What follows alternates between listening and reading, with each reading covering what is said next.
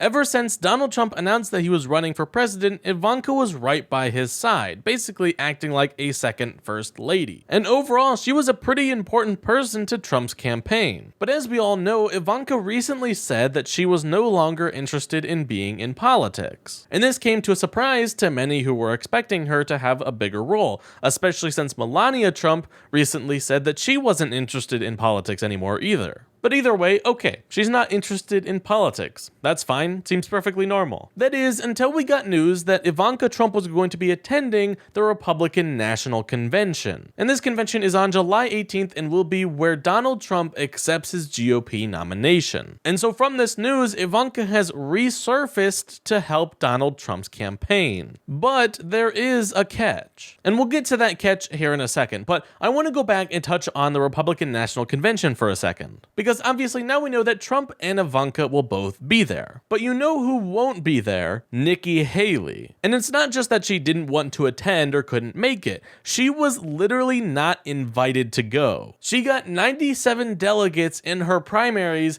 and still was not invited to go. Take a look at this. All right, Al, you also are breaking some news today. This story about Nikki Haley ahead of the RNC convention. What are you learning? Look, the fact that Nikki Haley, and I think this has been an open question here, what role will she play in the convention? What role does she play in the Republican Party writ large now as the last remaining person to have challenged Trump during the primary? Certainly now we're learning that Haley has said she's releasing all of her 97 delegates earned over the length of that primary, some of them from states that voted after she dropped her bid. But we're also hearing from her spokesperson that Haley is not invited to the Republican convention. This even as she drops her delegates and urges them to unite behind former President Donald Trump. I do think it's a notable and stark contrast. Haley, of course, was critical of Trump during that primary. That's basically how it goes when you're challenging anyone for the same job.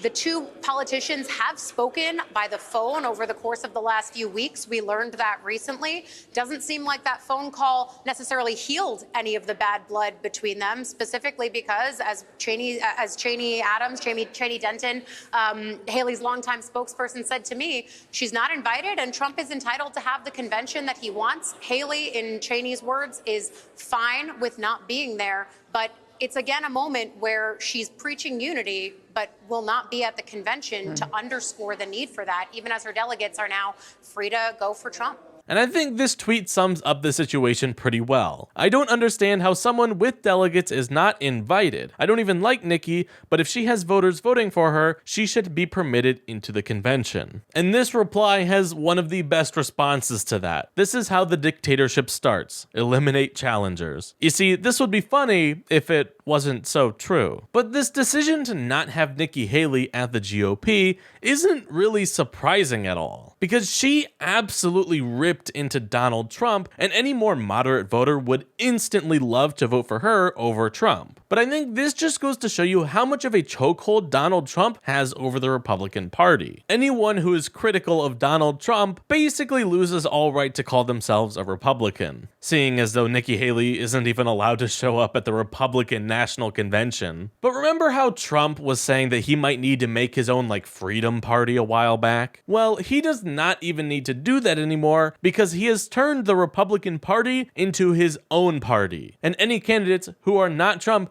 just basically aren't taken seriously anymore. I mean, you saw what happened to the Republican primary debates. Donald Trump didn't even show up because he was, I guess, so much better than everyone else. There was no question that he was going to be the nominee for the Republicans. And with all of this power that Trump has, it's basically rare to see anyone say no to him, except for maybe Ivanka. Because remember that catch that I was talking about earlier? Ivanka isn't going to the Republican National Convention to benefit Trump's campaign. She is going just to root for him. Her spokesperson said that Ivanka will, quote, not serve in any political capacity at the event as a delegate, fundraiser, or otherwise. So she is purposely trying to distance herself from Donald Trump. And this is just because politics have had such a negative impact on her life. Now, the public reason that she's giving as to why she's no longer interested in politics is that she wants to focus on her family. And I am sure that that is definitely part of it, so that is a true answer. However, I don't think that's all there is to this. Because out of all of the Trump people, Ivanka is definitely the smartest. And I think she's scared of what Trump's next term would do to her if he is elected. Ivanka is someone who cares a lot about how she is perceived online, which is why she tried to basically make herself like the sane person so that way everyone could like her. But she understands that if Trump wins for a second term, he is going to ruin democracy. And anyone who is a part of that is not only going to look bad at that time,